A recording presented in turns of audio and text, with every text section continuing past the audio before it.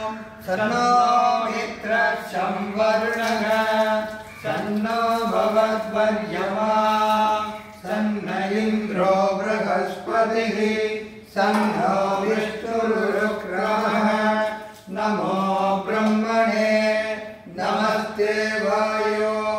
त्वमेव प्रत्यक्षं ब्रह्मासि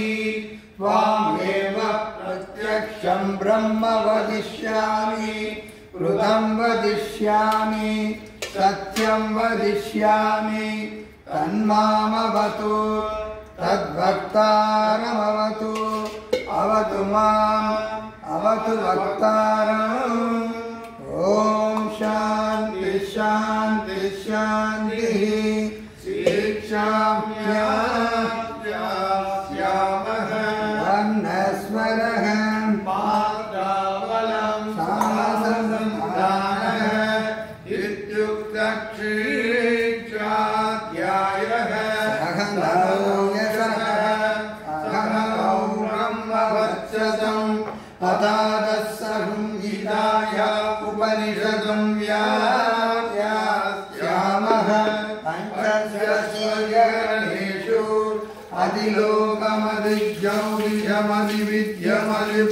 अधिलोकमधिज्ञौलिषमधिविद्यमधिप्रथमध्यात्मं नामभासगं गीता इत्यासक्षते अथादिलोकं पृथिवीपूर्वरूपं द्यौरुत्तररूपम् आकाशसन्धिः वायुस्सन्धानम् इत्यदिलोकम् अथादिज्यौतिषम् अग्निपूर्वरूपम् आदित्य उत्तररूपम् आवसन्धिः वैद्युतसन्तानम् इत्यदिज्यौतिषम् अथादिविद्यम् आचार्यपूर्वरूपम् अन्तेवास्युत्तररूपम् विद्यासन्धिः प्रवचनगुं सन्तानम् इत्यदिविद्यम् अथादिप्रजम् मातापूर्वरूपम् विदोत्तररूपम् प्रजासन्धिः प्रजननगुं सन्तानम् इत्यदिप्रजम् अथाध्यात्मम् आराधनपूर्वरूपम् उत्तराधनोत्तररूपम् वाक्सन्धिः जिह्वासन्धानम् इत्यध्यात्मम् ईमामहासगुंगिराः ईममेकामहासगुंगिरा याज्ञादा वेदाः सन्धीयते प्रजया पशुभिः ब्रह्मवर्चसेन अन्नाद्येन सुवर्गेण लोकेन यः छन्दसां वृषभो विश्वरूपः छन्दोऽव्यो गमनाः सम्बभूव समेन्द्रो मेधया शृणोत् अमृतस्य देवधारणो भूयासं शरीरं मे विसर्जनम् जिह्वा मे मधुवनतमा कर्णाभ्याङ्गूरिविसृभम् ब्रह्मणकोशोऽसि मेधया विहितः श्रुतं मे गोपाय आवहन्ति वितन्वानाः कुर्वाणासीरमात्मनः वासाकुंसिमहकावच्च अन्नपानेन सर्वदा ततो मे श्रियमावह लोमसां वसुभिः सह स्वाहा आमायन्तु ब्रह्मचारिणः स्वाहा यशोधनेशानि स्वाहा श्रेयान्वत्सशोषानि स्वाहा तन्वावह प्रविशानि स्वाहा समावह प्रविश स्वाहा तस्मिन् सहस्रशाके निपगाकं द्वयमृधे स्वाहा यथा प्रवतायन्ति यथा मासा अहर्यम् एवं मां ब्रह्मचारिणः दातायन्तु सर्वतः स्वाहा पृथिवीशोऽसि प्रमापाहि प्रमापद्यस्व भूर्भुवस्सुररिति वा एतादृशो व्याहृतयः तासामुपस्मैताञ्चतुर्थीं माघसमस्य प्रवेदयते मह इति तद्ब्रह्म स आत्मा अंगान्यन्या देवताः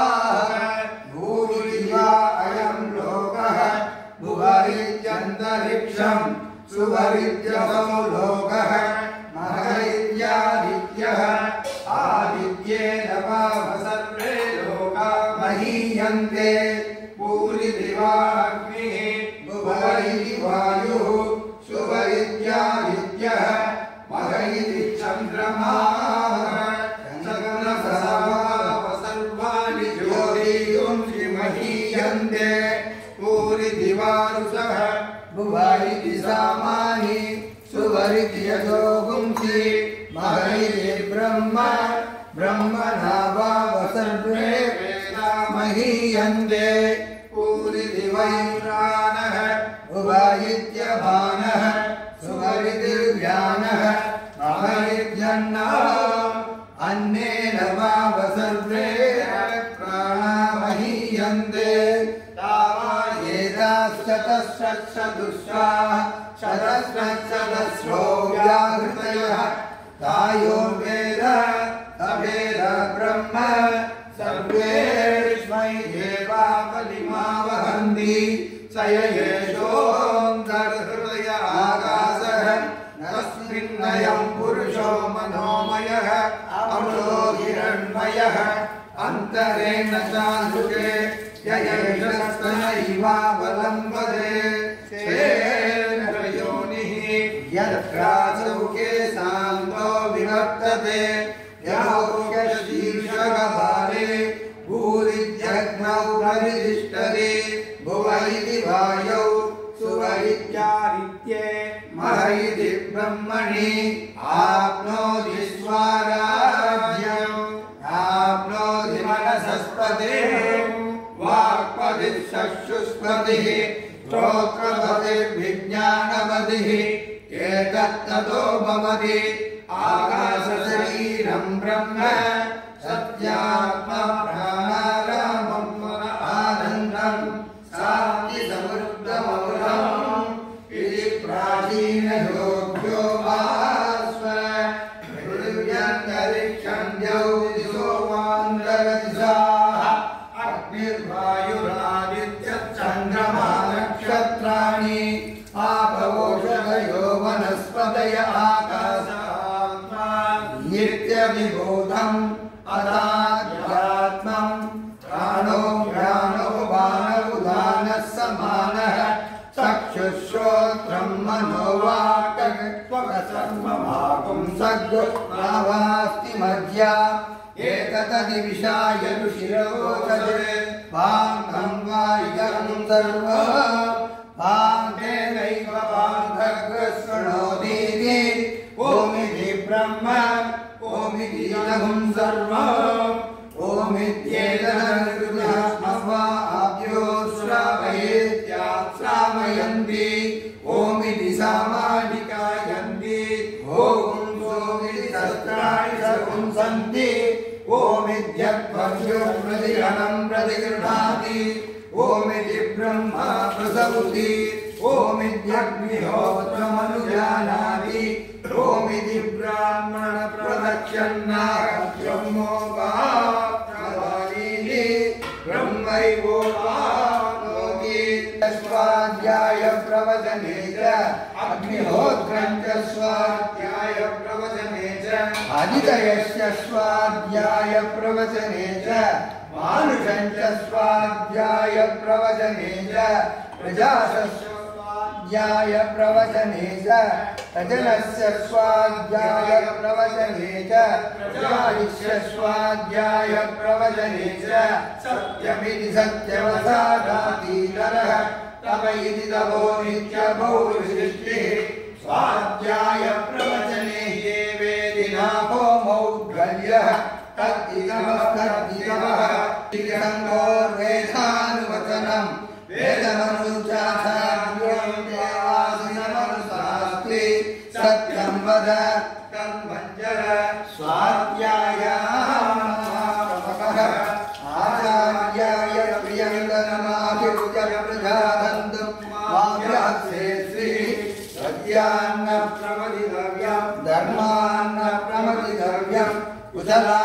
प्रमथितव्यं बुद्ध्यैन प्रमथितव्यं स्वाध्याय प्रवचनाभ्यान्न प्रमथितव्यं देवऋतुकार्याभ्यान्न प्रमथितव्यं मातृदेवो भव पितृदेवो भव आचार्यदेवो भव अतिथिदेवो भव यान्यनवत्सानि कर्माणि तानि सेवितव्यानि नोदितराणि यान्यस्माकं सुचरितानि यानि त्वयोपास्यानि नोदितराणि एके शास्त्रस्येयागुंसो ब्राह्मणाः येषां त्वयासनेन प्रस्तुतितव्यं श्रद्धया देयम् अश्रद्धया देयं प्रिया देयं प्रिया देयं प्रिया देयं संविदा देयं अतयनते कर्मविचिकित्सास्यात् एकत्र ब्राह्मणाः सम्मर्दिनः युक्ता आयुक्ताः अरुष्या धर्मकामास्युः यथा तथा तत्र वर्तेताः अदान्याद्यादेषु एकत्र ब्राह्मणाः सम्मर्दिनः युक्ता आयुक्ताः अनुक्षः कर्मकामायुः यथा तेषु वर्तेरन्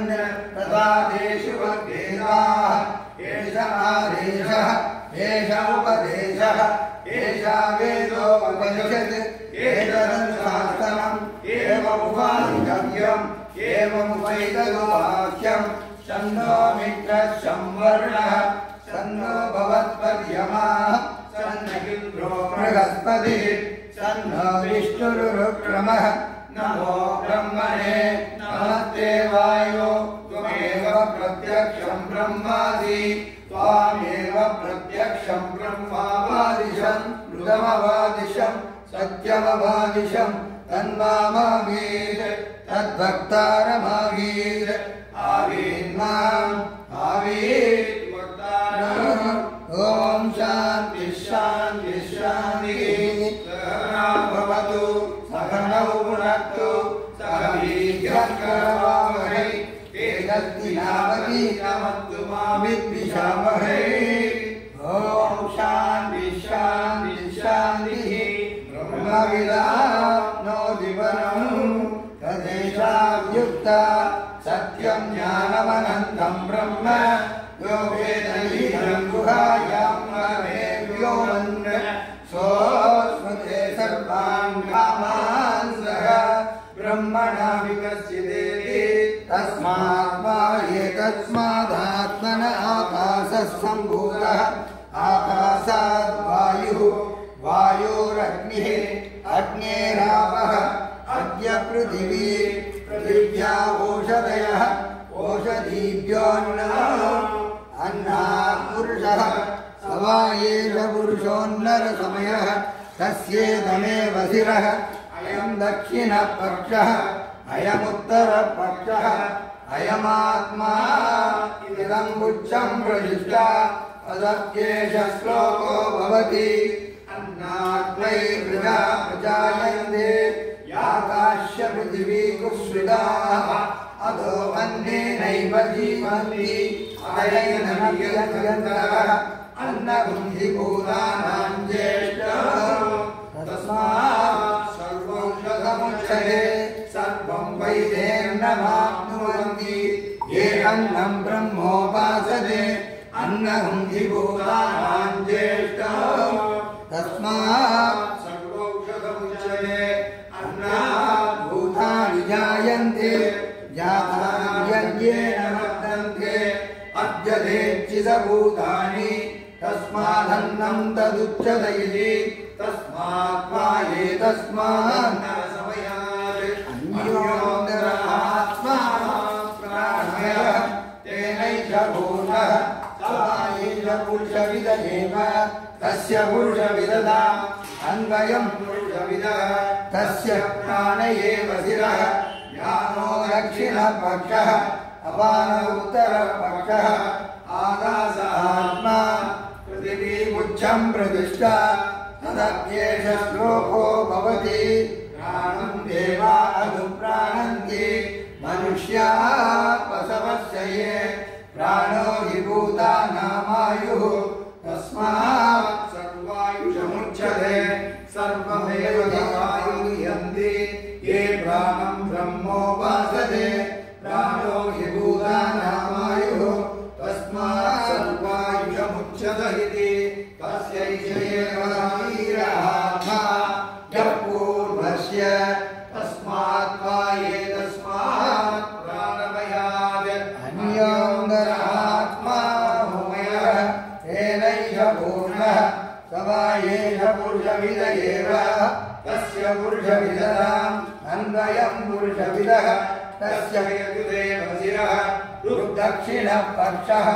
सामोत्तरः पक्षः आदेशात्मा अदर्वाङ्गिरसमुक्षं प्रतिष्ठा तदप्येष श्लोको भवति यतो वाचो निवर्तन्ते अप्राप्य मनसा सह आनन्दं ब्रह्मणो विद्वान् न विवेति कदासनेति तस्यैष एव शारीरहात्मा यः पूर्वस्य तस्मात् वाये तस्मात् मनोमयात् अन्योऽन्तरात्मा विज्ञानमयः तेनैष पूर्णः स वायेष पुरुषविद एव तस्य पुरुषविदताम् अन्वयं पुरुषविदः तस्य सदैव शिरः ऋतं दक्षिणः पक्षः सत्यमुत्तरः